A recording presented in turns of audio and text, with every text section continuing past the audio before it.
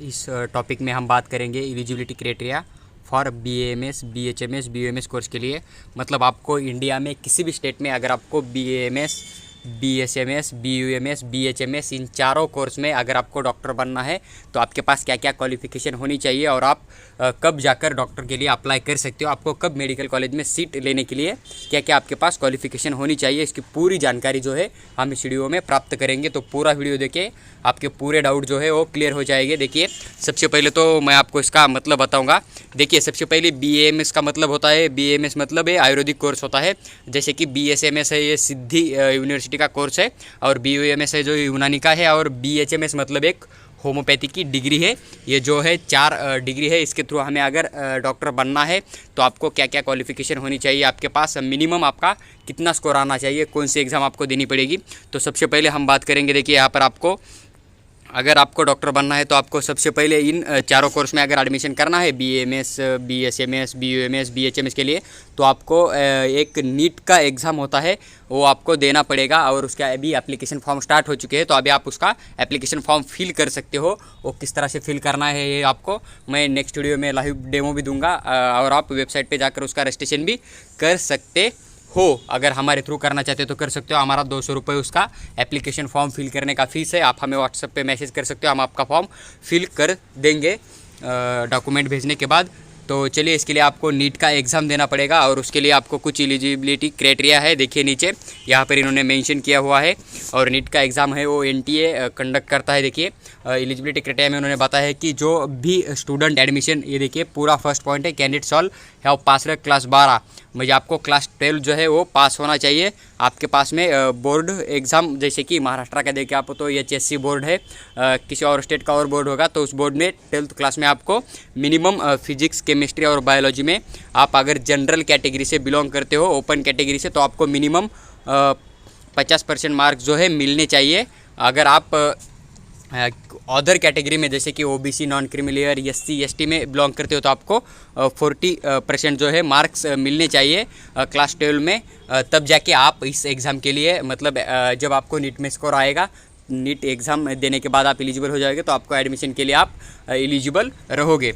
उसके बाद इन्होंने नीचे मेंशन भी किया है। देखिए कि ये देखिए तीसरा पॉइंट जो है वो सबसे पहले सेकंड पॉइंट देखिए, यहाँ पर इन्होंने बताया कि अगर आप PWD हो, मतलब आप अपंग हो, अगर जनरल कैटेगरी से हो तो आपको 45% चाहिए। अगर आप रिजर्व कैटेगरी से बिलोंग करते हो तो आपको एक 40% मार्क्स जो है आपको होने चाहिए। अगर आपके PWD सर्टिफिकेट आपके पास होगा तो आपको ये एलिजिबल क्राइटेरिया जो है वो लागू होगा। उसके बाद में तीसरा पॉइंट है कि अगर आप इस कोर्स में एडमिशन लेना चाहते हैं, आप 12th एग्ज़ाम पास हुए हो, आपका स्कोर भी अच्छा है, नीट एग्ज़ाम दिया आपने, उसके अंदर भी आपका स्कोर अच्छा हुआ, तो आपको इस कोर्स में एडमिशन मिलेगा। लेकिन आपकी एज अगर 31 दिसंबर अभी इस साल का जो है 2023, इसके 31 दिसंबर तक आपको अगर 17 ईयर कंप्लीट नहीं हुए तो आपको इस कोर्स के लिए एडमिशन नहीं मिलेगा। तो आपकी जो डेट है ना, DOB डेट ऑफ बर्थ, तो भी आप चेक करके देख सकते हो कि आपका 31 दिसंबर 2023 पर्यंत जो है, तब तक आप जो है 17 ईयर के होने चाहिए।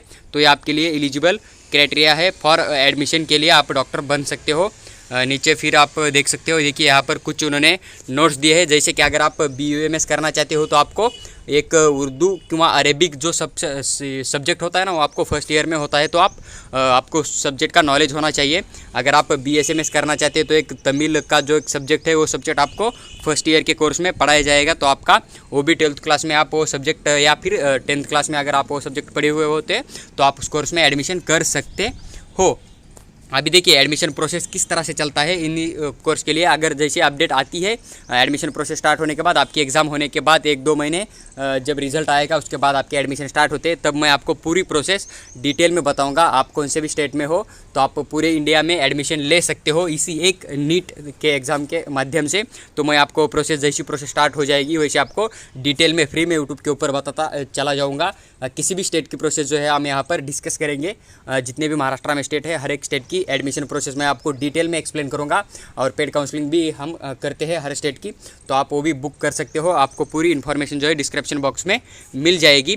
तो चलिए आइए देखिए आप एक एग्ज़ाम के थ्रू कौन कौन से कोर्स में मतलब एडमिशन ले सकते हो। तो देखिए सबसे पहले all India quota government seat के रहते हैं यहाँ पर, कि जैसे कि EEEC का एक वेबसाइट होता है, वहाँ पर जाकर आप जो है इस कोर्स में एडमिशन कर सकते हो। उसके बाद में अगर आप सेकंड पॉइंट देखेंगे बी पॉइंट, तो यहाँ पर आपको देखिए all India quota government aided seat, उसके बाद में all India quota private college की सीट होते हैं, जैसे कि स्टेट कोटा गवर्नमेंट सीट होते हैं 85%, मतलब आप अपने स्टेट में करोगे तो आपको कैटेगरी के पूरे बेनिफिट मिल जाएंगे, और आपको जो है अपनी कैटेगरी की फीस पड़ेगी। जैसे कि देखिए महाराष्ट्र के जो कैटेगरी है, सब कैटेगरी NT1 NT2 NT3, ये कैटेगरी अगर आप देखा जाए तो वो कैटेगरी जो है वो उधर सेंट्रल में OBC में आती है, लेकिन स्टेट में देखें तो वो कैटेगरी सेपरेट रहती है, इसलिए आपको वो कैटेगरी है तो आप स्टेट टू स्टेट भी इसमें एडमिशन प्रोसेस में भाग ले सकते हो।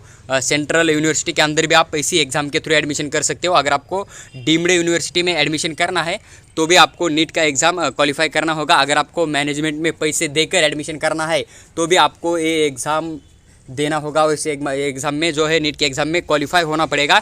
तो मिनिमम देखा जाए तो नीचे इन्होंने क्वालिफाई नीट के एग्ज़ाम में कितने परसेंटाइल आने पर आपको सीट मिलेगी मैनेजमेंट से या किसी भी कॉलेज में, तो ये आपको यहाँ पर पूरी जानकारी बताई है इन्होंने। अभी हम ये देखेंगे कि आपको सीट कौन सी कैटेगरी के लिए कितने सीट रिजर्व रहते हैं, इसके बारे में इन्होंने कुछ बताया। देखिए तो SC कैटेगरी के एक 15% सीट जो है वो रिजर्व रहते हैं, उसके बाद में ST कैटेगरी के लिए एक 7.5% सीट रिजर्व रहते हैं, PWD कैटेगरी के लिए देखें तो एक 5% सीट रिजर्व रहते हैं, OBC जो कि जिनके पास नॉन क्रीमिलियर डॉक्यूमेंट है उनके पास एक 27% सीट जो है वो रिजर्व रहते हैं। सेंट्रल लिस्ट OBC, आपको सेंट्रल का OBC चाहिए। अगर आप किसी भी स्टेट से बिलोंग करते हो, आप महाराष्ट्र से बिलोंग करते हो तो आपको महाराष्ट्र का OBC सर्टिफिकेट नहीं चाहिए, आपको सेंट्रल का जो है वो सर्टिफिकेट बनवाना पड़ेगा। आप ये 2-3 दिन में बना सकते हो, जहाँ पर ग्राहक सेवा केंद्र है वहाँ पर जाके आपको ये 1-4 दिन के अंदर जो है वो बना के देंगे। अगर आप EWS से बिलोंग करते हो तो 10% आपको यहाँ पर सहूलत मिलेगी, सीट आपके लिए रिजर्व रहेंगे। EWS मतलब जो ओपन कैटेगरी में आते हैं, लेकिन उनका जो इनकम है वो 8 लाख से पर ईयर 8 लाख से कम होता है ना, उनके लिए ये EWS कोटा रहता है। तो आप यहाँ पर एडमिशन कर सकते हो। अभी देखिए नीचे इन्होंने क्वालिफिकेशन क्राइटेरिया बताया होगा, ये देखिए इन्होंने यहाँ पर बताया है कि नीट के अंदर आकर आपको एडमिशन करना है इन कोर्स के लिए, तो आपको कम से कम अगर आप रिजर्व कैटेगरी या फिर बैकवर्ड क्लासेस में आते हो तो आपको एक 40 परसेंटाइल आना चाहिए नीट में, तब जाके आपको यहाँ पर सीट मिल सकती है। अगर आप देखिए यहाँ पर जैसे कि PWD कैंडिडेट्स हो आप, तो आपको एक 40% मिलने चाहिए। अगर आप रिजर्व कैटेगरी से PWD हो तो, अगर आप ओपन कैटेगरी से PWD हो आपको तो 45% आपको स्कोर करना है नीट में, तब जाके आपको जो है यहाँ पर सीट लेने के लिए चांस मिलेगा, आप एडमिशन कर सकते हो। अगर आपको मैनेजमेंट में भी एडमिशन करना है तो आपको नीट क्वालिफाई होना बहुत ज़रूरी है। और अगर आप ओपन कैटेगरी से बिलोंग करते हो तो आपको मिनिमम एक 50% जो है वो स्कोर करना पड़ेगा नीट के एग्ज़ाम में, तब जाके आपको जो है सीट मिलेगी यहाँ पर।